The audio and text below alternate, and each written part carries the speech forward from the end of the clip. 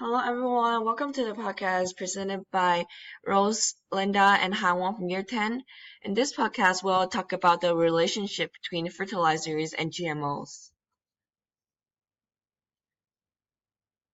Um, in this whole podcast, we'll separate into 5 sections. The first one is the growth of plant, and the second one is the use of fertilizers, and third is GMOs, and fourth is the process of genetic engineering, and fifth is the myth of GMOs.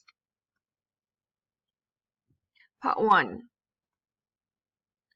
First of all, let's look at the picture, which it shows the plant growth stages. First one is the seed germination, which the seed is on the ground get warmer and the roots get the plant nutrients.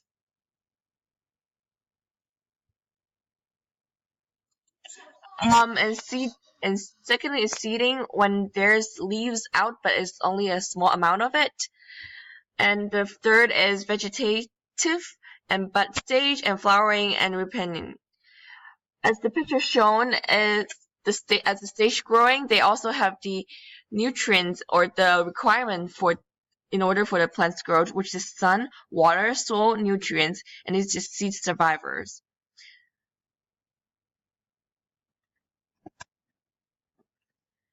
A very important aspect of growing plants is photosynthesis, and photosynthesis is a process by which plants, some bacteria, and some protistans use energy from the sunlight to produce glucose from carbon dioxide and water. Protistans is a free-living or colonial organism with diverse nutritional and productive modes.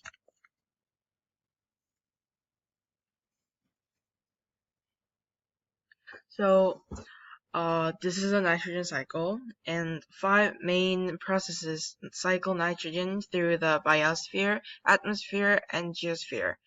Nitrogen fixation. So the 5 main stages are nitrogen fixation, nitrogen uptake, nitrogen mineralization, nitrification, and denitrification. Microorganisms, particularly bacteria, play major roles in all of the principal nitrogen transformations because these processes are controlled by microorganisms. So first of all, nitrogen fixation is the process when nitrogen is converted into ammonium. This is the only way that organisms can obtain nitrogen directly from the atmosphere. The few that can do this are called nitrogen-fixing organisms. But sometimes high-energy natural events such as lightning, forest fires, and even hot lava flows can cause the fixation of smaller but significant amounts of nitrogen. The high energy of these natural phenomena can break the bonds of N2 molecules, thereby making individual nitrogen atoms available and for chemical transformation. The second one is nitrogen uptake. The ammonium produced by nitrogen-fixing bacteria is usually quickly taken up by the plants, the bacteria itself, or another soil organism and incorporated into proteins and other organisms, organic nitrogen compounds like DNA. The third one is nitrogen mineralization. So after nitrogen is incorporated into organic matter, it is often converted back into inorganic nitrogen by a process called nitrogen mineralization, otherwise known as decay. When organisms die, decomposers, such as bacteria and fungi, consume the organic matter and lead to the process of decomposition. During this process, a significant amount of the nitrogen contained within the dead organism is converted into ammonium. Once in the form of ammonium, nitrogen is available for use by plants or for further transformation into nitrate.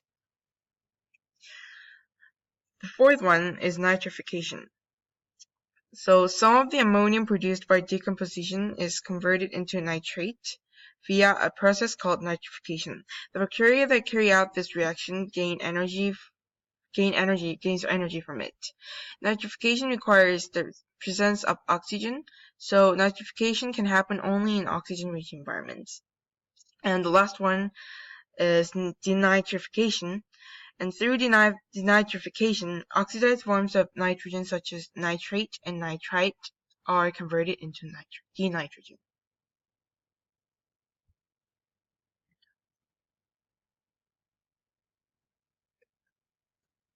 Part 2 is the use of fertilizer. Connecting with the growth of plants in the first unit, that nutrients you can also get other from animal matters. You can also use fertilizers to provide nutrients for the plants to grow. Fertilizers can self-contain minerals such as nitrogen, potassium, and phosphorus, and make crops grow faster and bigger than normal and growth stages and process.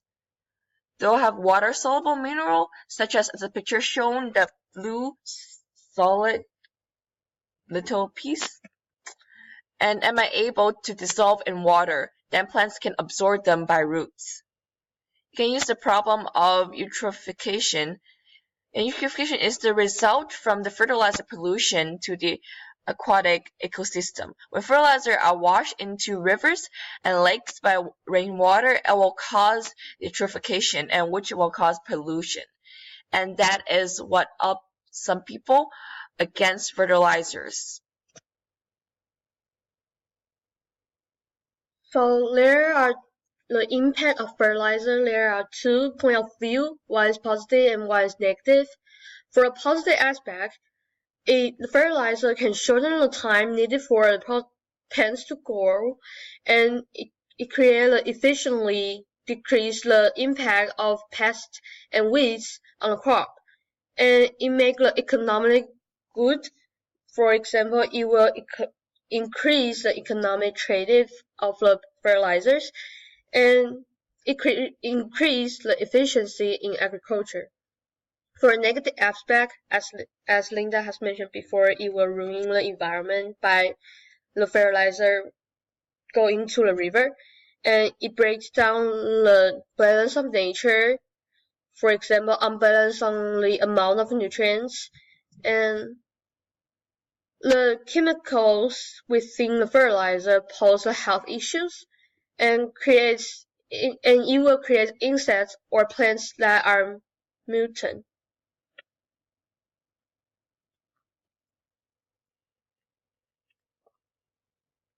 And third, well, from now as the plant grows, we mentioned before, and we'll now go to GMO, which is another way that scientists develop to help with a plant, which is from engineering, and this is called genetically modified organism, where genes from the DNA is from one species is put into an other species or other plants and forced into genes and then create of the GMO aim to enhance nutrient composition and food security to reduce pests and disease. And sometimes it might also be used to create a food which can contain nutrients and to solve nutrient deficiency. And go through the process of coding and DNA and RNA of plants as the picture shown the first one at the top, then it's GMOs.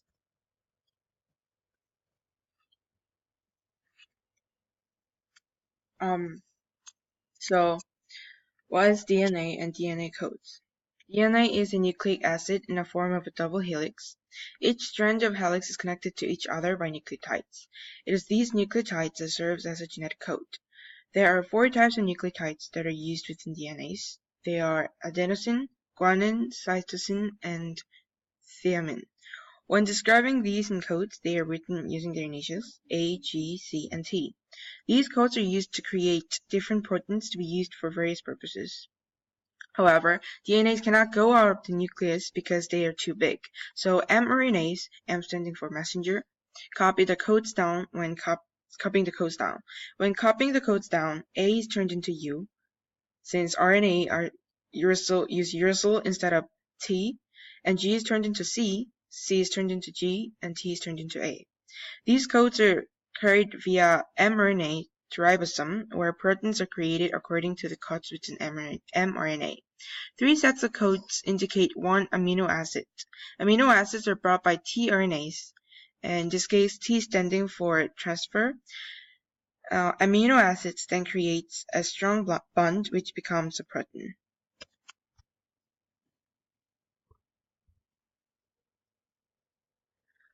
And the fourth part is the process of genetic engineering. So how do we create a GMOs? There are 5 steps to create it. First step is DNA extraction. Second part is gene cloning. Third part is gene design. Fourth is transformation. And 5 is back cross breeding. For first step, DNA extraction is work with the scientists extract the DNA from the organism that they desired. Then the second step is when the scientists are extracting the DNA, all the DNA from the organism extracted at once, scientists will use the gene cloning to spread the single gene or insert from the rest of the genes extract and make thousands of copies of it. The third step is gene design. It is starting to design the gene to work once inside a different organism. It is done in the test tube by cutting the gene apart from the enzymes and replacing the gene regions that have been separated. Fourth part, transformation. The new gene is inserted into some of the cell using various techniques. Some of more common methods include gene gun, acrobacterium, microfiber, and electroporation. The main goal of each of this method is to transport new genes and deliver them into the nucleus of the cell without killing it.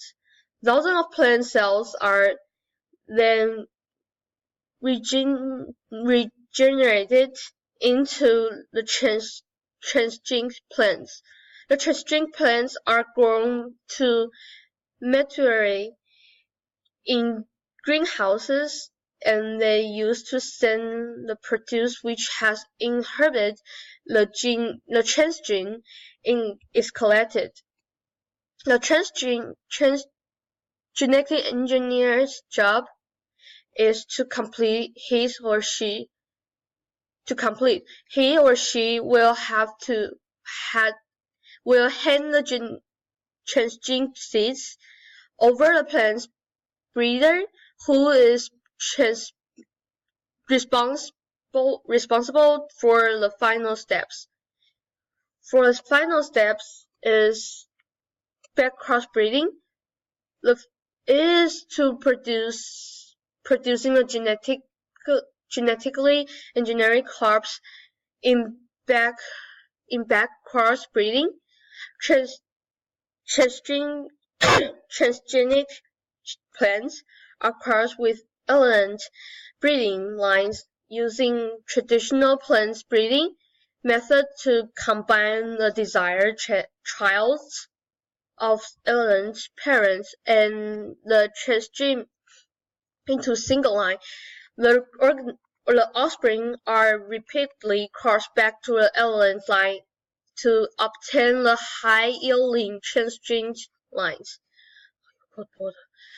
Then there are 2 ways of making GMOs. One is CRISPR and one is recombinant DNA technique. So what is CRISPR? So CRISPR is when it's used to CRISPR is the technique like to decrease the cost of research and the time to research of it.